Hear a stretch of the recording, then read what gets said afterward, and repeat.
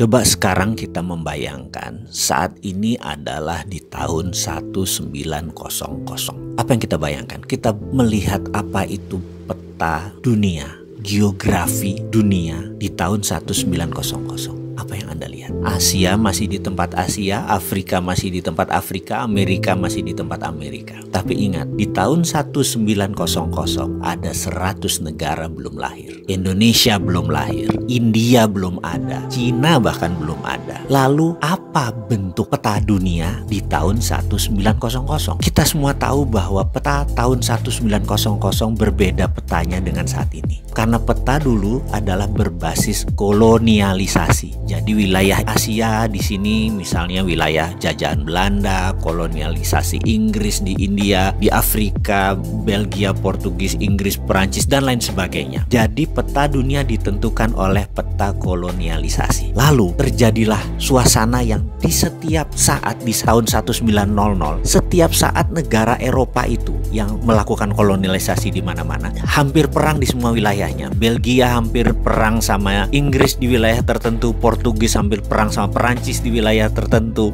Belanda perang dengan Inggris di wilayah tertentu. Itu membuat tahun 1900 adalah suasana yang sangat tegang. Itu terjadi. Lalu Inggris waktu 1900 memutuskan kalau terjadi perang pada saat itu mereka bisa dikatakan yang paling berat karena wilayah mereka yang paling besar. Lalu mereka memutuskan ada baiknya mereka mencari ally atau teman negara lain yang berpihak kepada mereka, aliansi atau sekutu. Mereka terfikir dengan Amerika, sebuah negara independen, kaya dengan minyak, kaya dengan teknologi, dan tidak dijajah siapapun dan tidak menjajah siapapun. Inggris sangat tertarik untuk bergabung dengan Amerika. Lalu dikirimlah delegasi tahun 1904 ke Amerika. Kemudian delegasi itu pun dibawa oleh Inggris ke Eropa. Delegasi Amerika melihat Eropa. Dan disinilah kesalahan Inggris yang pertama. Karena ternyata otaknya orang Amerika mulai terbuka pada saat itu. Di mana pada saat itu teknologi Amerika bisa 30 tahun bahkan 50 tahun lebih maju, lebih advance daripada Eropa. Buktinya senjata perang dunia pertama itu masih banyak yang locok, masih banyak yang satuan. Sementara bedil atau senjata koboi itu sudah revolver, sudah muter sendiri. Perang saudara di Amerika dan perang zaman koboi itu membuat persenjataan Amerika lebih maju dari Eropa. Kemudian juga perminyakan. Amerika jauh lebih maju karena sudah ada kerosin atau minyak tanah, sudah mau terbit gasolin, bukan sekedar minyak mentah. Bahkan 1906,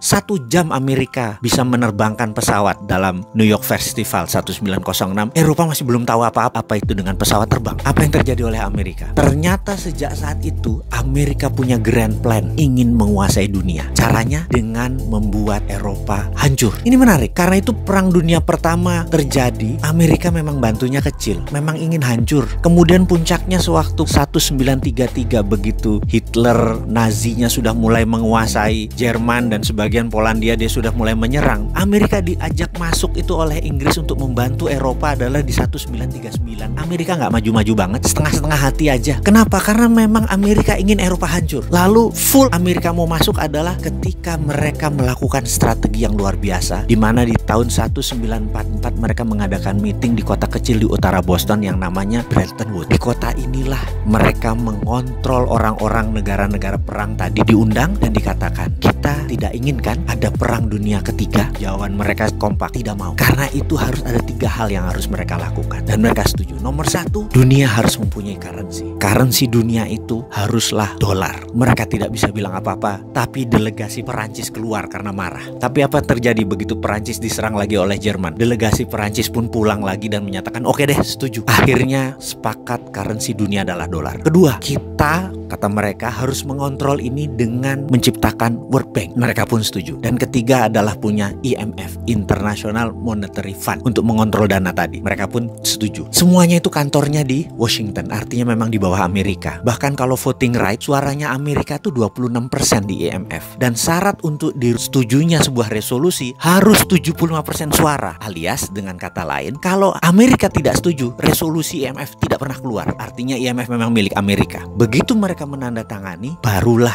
Amerika dengan hati penuh turun dengan operasi pertama adalah Operation Intelligence yang namanya Operation Paperclips. Amerika masuk ke Jerman dan mengambil 1.100 ilmuwan Jerman ditarik ke Amerika. Begitu Operation Paperclips selesai, barulah diserbu Jerman oleh Rusia. Selesai Perang Dunia Kedua. Dan sejak saat itu dunia dikontrol oleh negara pemenang perang. Dan hingga saat ini dunia dikontrol oleh negara pemenang perang. Jadi kita semua ikut aturan mereka. Tapi ada yang baru. 5 tahun terakhir sejak tahun 2013 ada penantang baru yang namanya Cina yang menantang hegemoni pemenang perang dunia kedua tersebut. Itu sudah terjadi. Sekarang Indonesia bagaimana mainnya? Indonesia itu mau ikut siapa sih ke depannya? Kalau saran saya tetap garis lurus.